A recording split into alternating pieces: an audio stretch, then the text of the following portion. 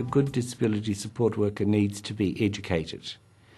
Educated around each of the needs of the person that they're dealing with and caring for.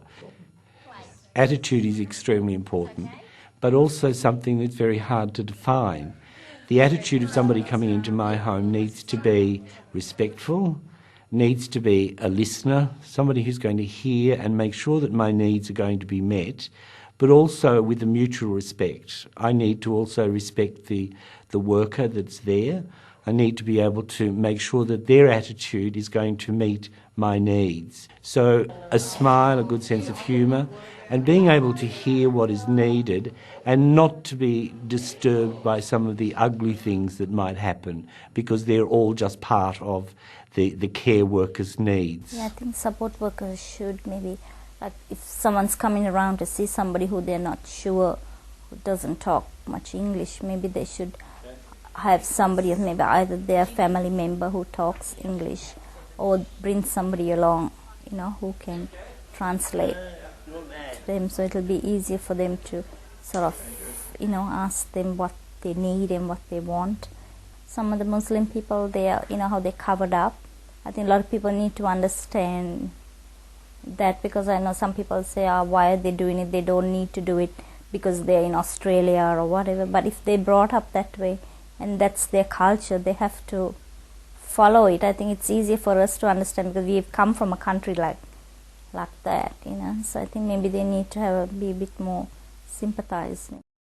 There are three really important things that makes a good support worker. I think time management is certainly one strong point. I think good sequential skills in terms of remembering in what order things happen, and also excellent memory.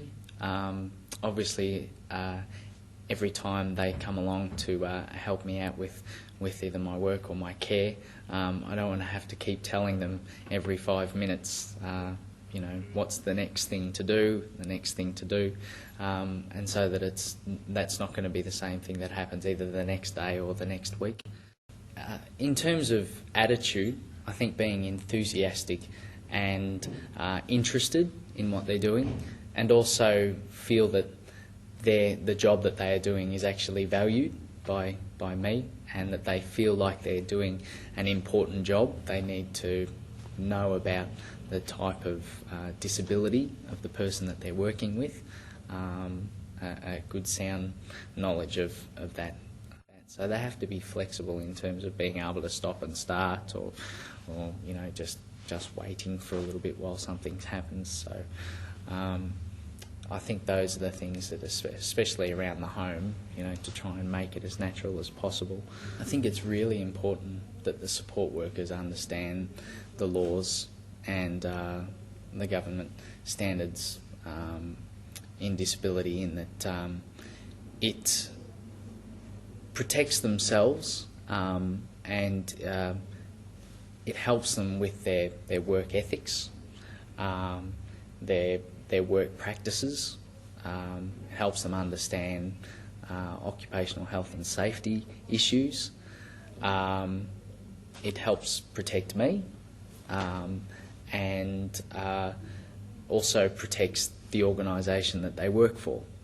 Support worker to understand about how to work with disabled patient, what's the need of the disabled patient, and it don't take about like some support work is taking over, and encourage the patient to be more independent themselves. The support workers, the training, they have to train, and based on, I believe, because I am from no speaking background, they have to understand culture. Many employment services, they say, we don't know how to deal with patients from no speaking English background. And sometimes they ask me to help them. And I think they should have more training for people from no speaking English background. the skills that some people have it naturally. It's just good communication skills. That's the key to a good support worker. And some of those people do intuitively, and some of the things can be learned. You can develop your skills, particularly the skills of active listening.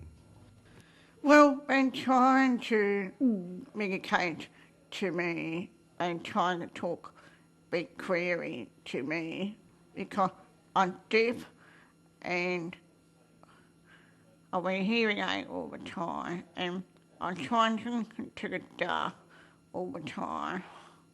And sometimes it can be difficult if I keep saying over and over again.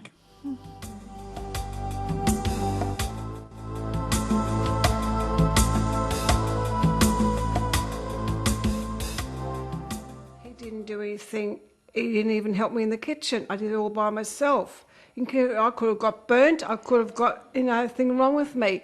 But he just slammed the door and locked the door and watched the video. Yeah, I think everybody complains about experiences where people have jumped in and spoken for them as if they weren't there. And that's the very common thing, I know. Some support workers probably are too bossy in that they think they know everything there is to know about the type of care that they're providing, when in fact it's actually my care that I'm in charge of. So I actually know the most about my body and how I need to be cared for. I wake up in the morning and the first thing I